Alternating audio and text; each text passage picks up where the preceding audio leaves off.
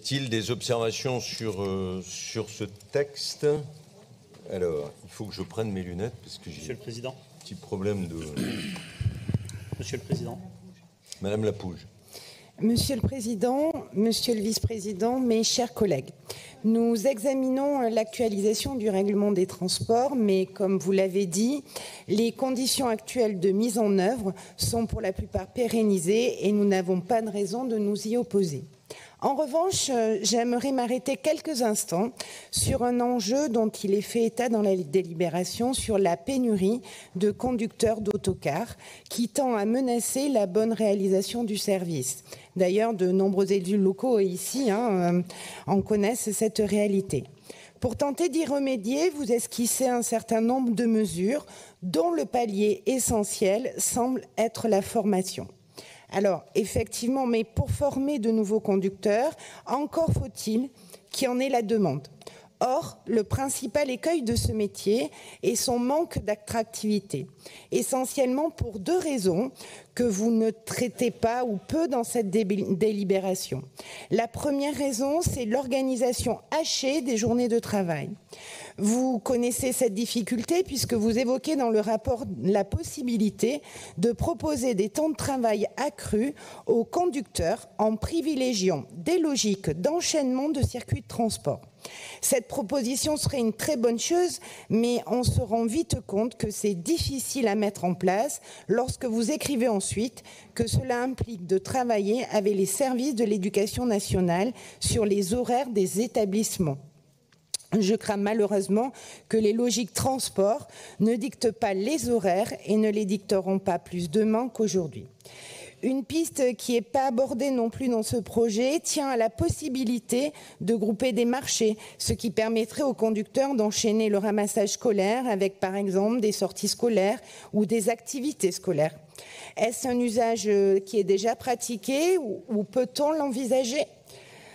Deuxième difficulté, et pas des moindres, dont je regrette qu'il ne soit pas fait mention sur cette délibération, c'est le niveau de rémunération. Sauf à rester sourd aux revendications des conducteurs, il est un peu décevant d'évoquer la difficulté à recruter sans mentionner ce point. Le montant du salaire minimum brut dans notre pays s'élève à 10,57 € de l'heure. Pour les conducteurs, le salaire minimum conventionnel est à peine plus élevé. Il est de 10,82 € de l'heure. Ajoutez à cette problématique, il y a le temps partiel subi et l'interruption de l'activité pendant les vacances scolaires. Le tout mis à bout, ce qui fait une rémunération finale très faible pour un métier qui pourtant comporte son lot de responsabilités puisqu'il s'agit de transporter nos enfants. Disons-le même plus concrètement encore, il est difficile pour nos conducteurs de vivre décemment s'ils n'ont pas un complément de revenu par ailleurs, et ce malgré une amplitude horaire très contraignante. Or, si les hausses de salaire ne sont pas du ressort direct des collectivités, la frilosité des transporteurs à engager ces hausses tient aussi à la difficulté à les répercuter.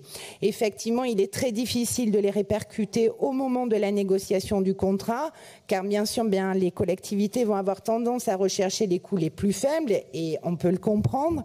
Et il est également difficile de les répercuter au cours de l'exécution du contrat, car les clauses de révision ne prennent pas en compte ces indicateurs de la filière.